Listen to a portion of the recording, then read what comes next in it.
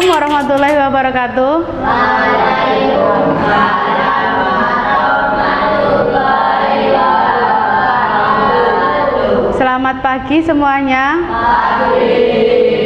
Semangat hari ini? Semangat. Oke, ujian kalian sudah dekat ya. Kalian ujiannya hari bulan apa? April. Bulan April. Sekarang bulan Februari. Berarti kurang berapa bulan lagi? Kurang 2 bulan lagi. Sudah siap? Siap ya. Oke. Untuk mempersiapkan kalian juga menghadapi ujian besok, kita akan membahas materi bahasa Indonesia tentang jenis-jenis paragraf. Sebagian kan sudah mengerti kan paragraf itu jenis-jenisnya, contohnya seperti apa, paragraf apa? Ya, persuasi, terus paragraf deskripsi, terus eksposisi, narasi kan ada si. Nah, tapi kan kalian nanti biasanya kan bingung atau mungkin istilahnya mana yang narasi, mana yang eksposisi, itu kan terkadang kalian bingung. Nah, sekarang ini Bu Nita juga mau menjelaskan kembali dan istilahnya memberikan ciri-ciri mana sih nanti yang narasi, mana yang eksposisi. Jadi seperti itu ya. Jenis-jenisnya ada, di situ ada berapa?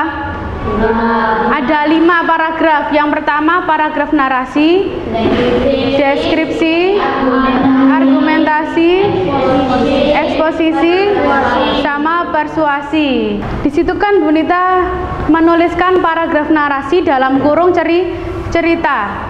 Nah, menceritakan suatu peristiwa atau kejadian yang di dalamnya terdapat alur cerita. Itu ada ciri-cirinya. Nah, deskripsi itu menggambarkan suatu objek sehingga pembaca seakan bisa melihat, mendengar, dan merasa. Jadi misalkan itu nanti menceritakan tentang kebun binatang Surabaya. Nah, kebun binatang Surabaya itu ada hewannya di sana ada apa saja, luas lahannya berapa. Nah, itu termasuk paragraf deskripsi. Jadi menggambarkan. Jadi nanti sekalipun kalian belum pernah ke mana tadi, kebun binatang ya, sekalipun kalian belum pernah ke kebun binatang, kalian sudah tahu, oh gambarannya kebun binatang seperti ini. Jadi itu termasuk paragraf deskripsi. Terus yang ketiga, argumentasi. Argumen itu sama seperti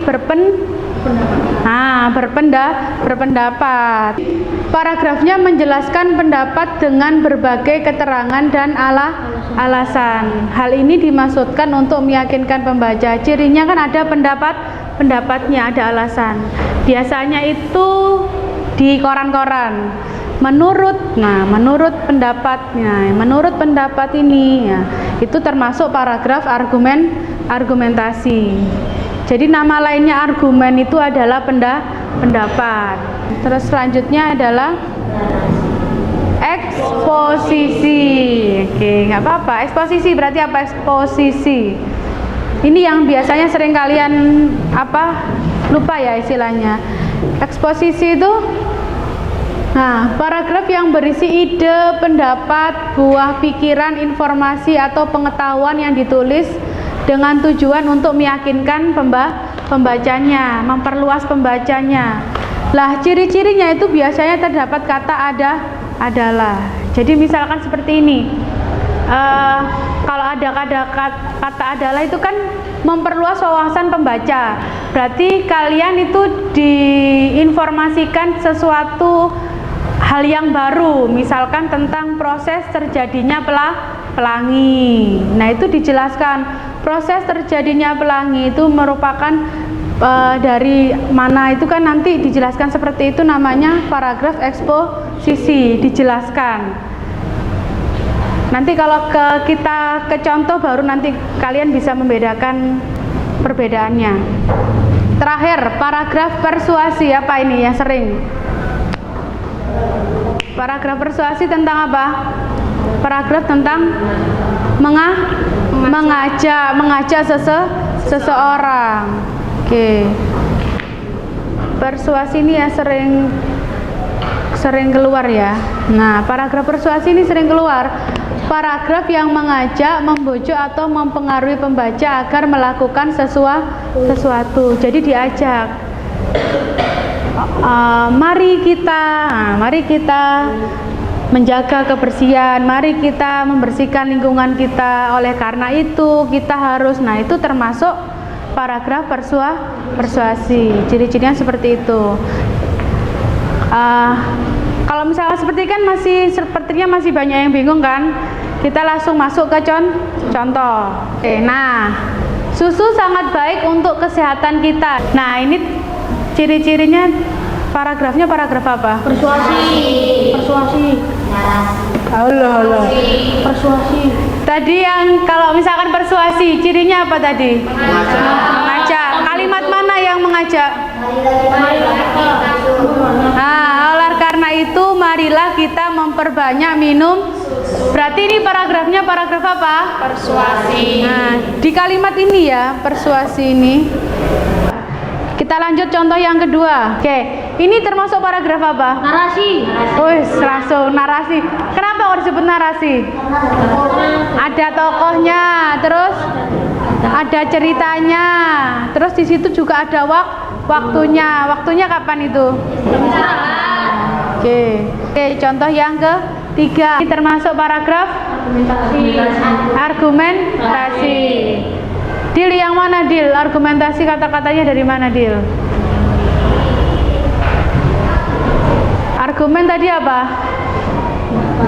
Argumen tadi pendapat. Yang mana?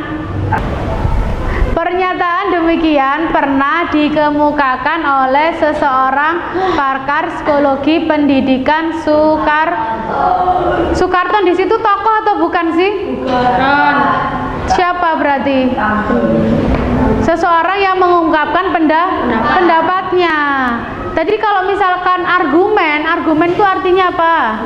Pendapat. Berarti pendapatnya siapa di sini? Nah, pendapatnya Soekarno. Nah, itu yang mengungkapkan pendapat bahwa anak kecil di bawah 15 tahun sudah banyak dilibatkan untuk mencari nafkah oleh orang tuanya. Itu termasuk paragraf argumentasi. Di situ ciri-cirinya di kata-kata seorang pakar psikologi pendidikan Soekarno. Oke, terus sekarang contoh yang keempat ini ya.